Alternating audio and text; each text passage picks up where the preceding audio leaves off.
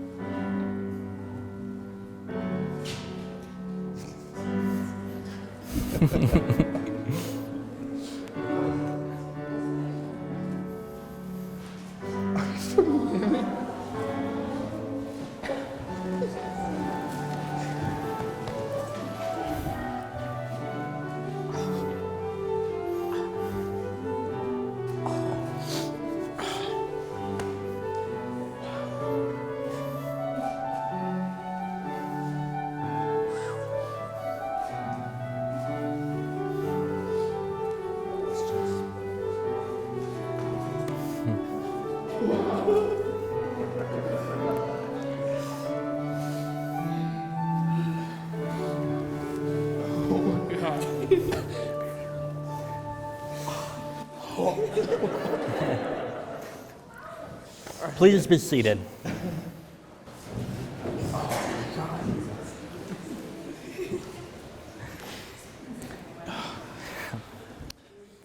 Thank you to the friends and family that are here today to celebrate the union of Anastasia and Sebastian.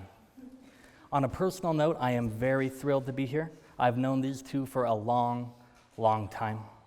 I first met Sebastian when we were skydiving together. I jumped out of the plane and fell out of my parachute. He jumped out of the plane after me, swooped me up in his bare arms, pulled his parachute, and landed us both safely together. I met Nastia in a very equally interesting way. We met through a friend. One of those stories is true. This occasion not only marks the beginning of their marriage and commitment together, but is a commemoration of the love nurtured and shared between these two. Together, they embark today on a new life together, built on the foundations of trust, compassion, and mutual respect. Who gives this bride away today?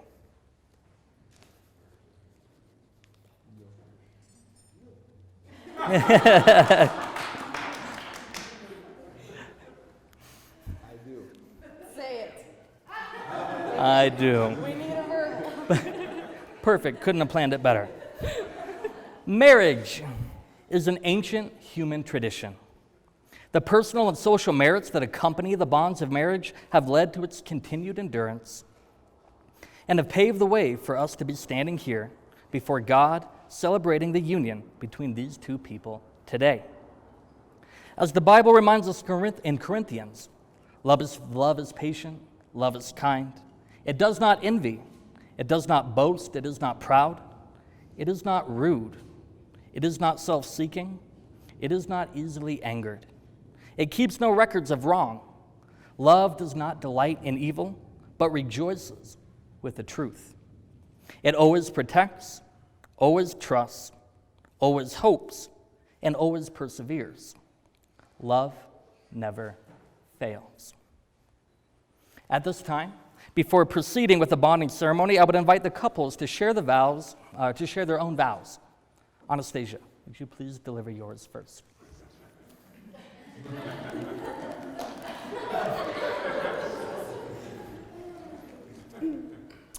I take you as you are, loving who you are now and who are yet to become.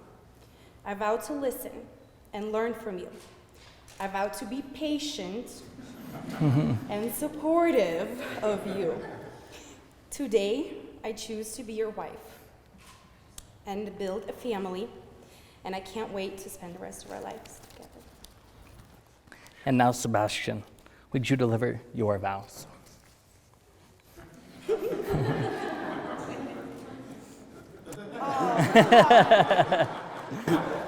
We're doing this right. All right.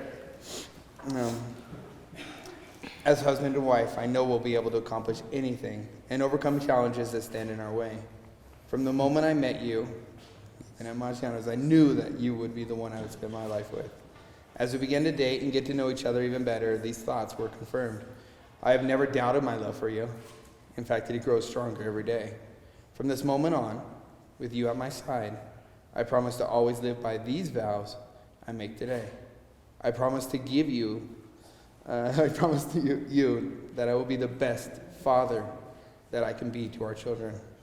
And I will love you whether we are rich or poor, healthy or sick, and when we are very old. I pledge to hold these promises dear to my heart every day for the rest of my life.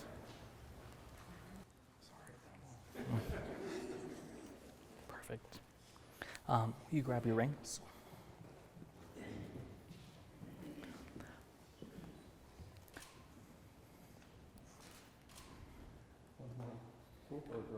No, grab hers.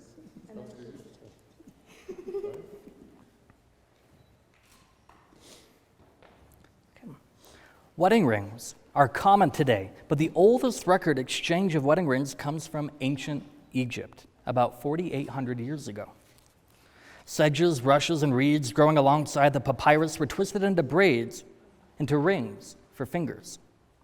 The circle was the symbol of eternity, with no beginning or end, not only to the Egyptians, but many other ancient cultures as well. The hole in the center of the ring also had its significance. It wasn't just considered space, but rather a gateway or a door, leading to things and events both known and unknown. To give a woman a ring signifies never-ending and immortal love. The Romans, sorry, I'm a history teacher. The Romans also eventually adopted this tradition. However, rather than offering a ring to a woman as a symbol of love, they awarded them as a symbol of ownership.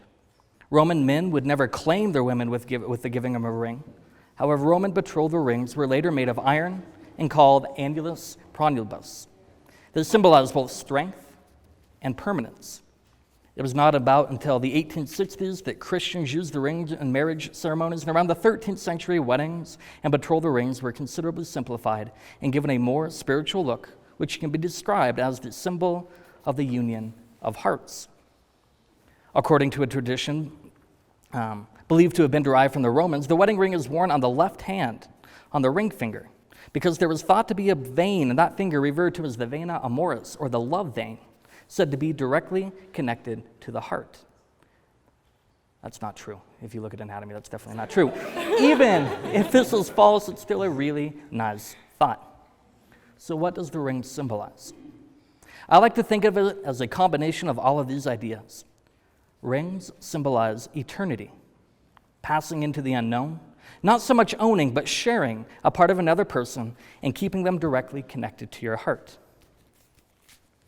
With this in mind, Anastasia and Sebastian, will you please join hands? Do I need my ring in my hand? Yeah. Anastasia, do you take Sebastian as your cherished husband in front of these witnesses and promise to stay by his side through sickness and health, joy and sorrow, so long as you both shall live? I do. Then take the ring, and as you place it on his finger, say, "With this ring, I commit myself to you." With this ring, I commit myself to you.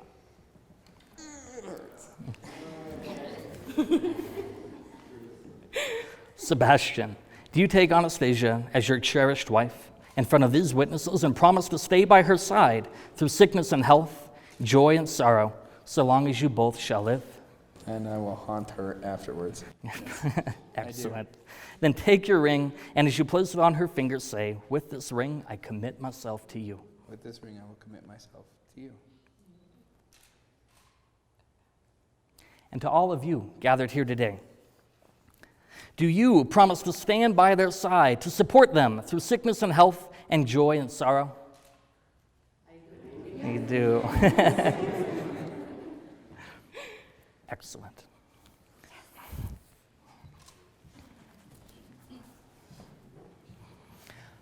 Anastasia and Sebastian, while the words you have spoken solidify your union, it is the combining of sands that truly symbolize the melding of your lives. Each of you will hold a vessel of sand in your hands. Allow the sand to represent your life. Every thought that's ever crossed your mind, every word that's ever crossed your lips, all of your victories and all of your failures, all of your joys and all of your sorrows. Every grain of sand is another moment, either a moment that has been or a moment that is yet to be.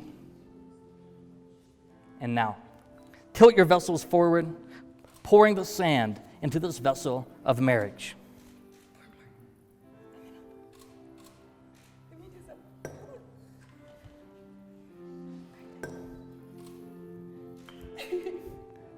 As the sand is mixed together, forming one structure, so too today have your two spirits come together to form one singular entity. Just as your combined sands have combined to form a collection much grander than you could have ever accumulated on your own. Note also that now combined, the sands may never again be separated. Your lives, like the sand, have become all the grander for the involvement of your partner. Your spirits so intertwined that they may never again be truly torn asunder. As you move forth in life, keep your partner close to your heart, recognizing that they are an integral part of your being. Now, before we get to the gross stuff, let's make this official in the eyes of the state.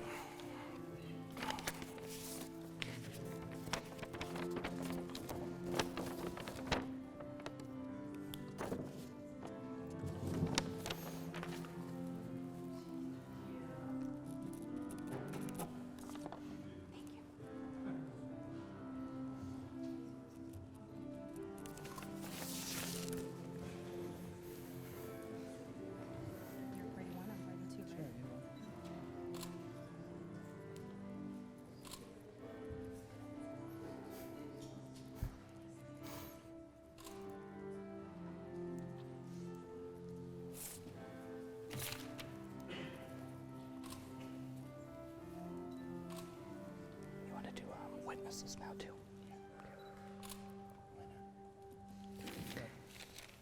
And now as a witness to this event.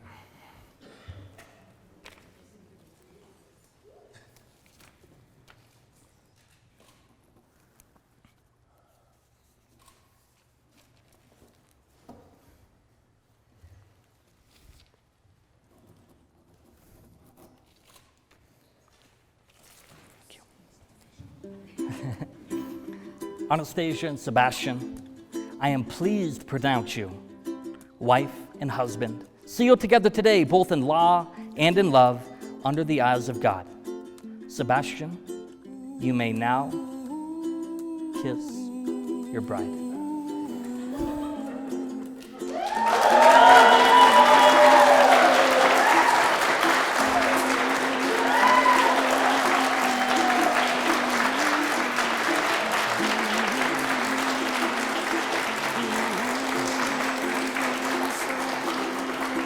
Ladies and gentlemen, I now have the privilege of presenting for the very first time Mr. and Mrs. Heinrich.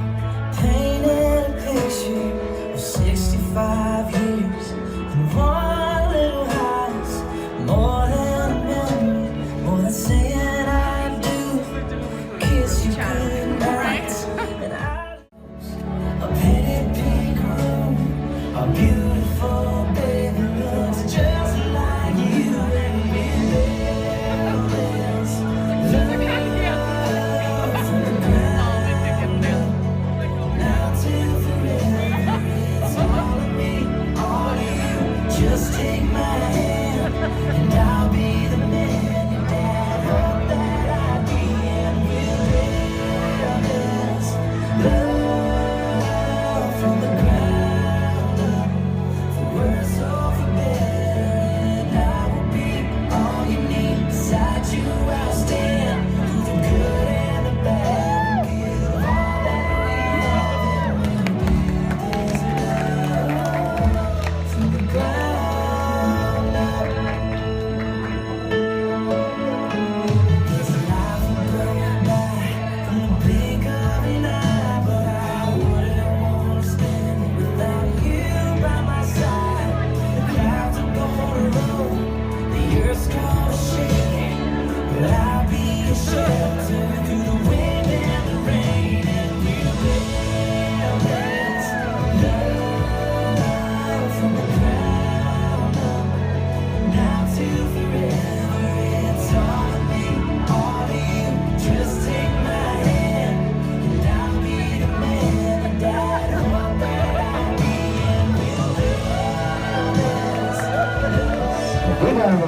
for a lovely day here, everybody.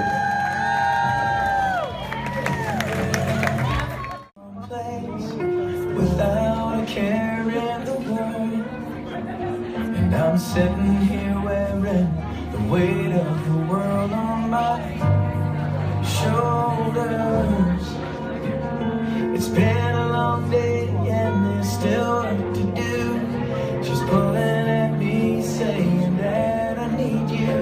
There's a ball at the castle and I've been invited, and I need to practice my dancing. Oh please, Daddy, please.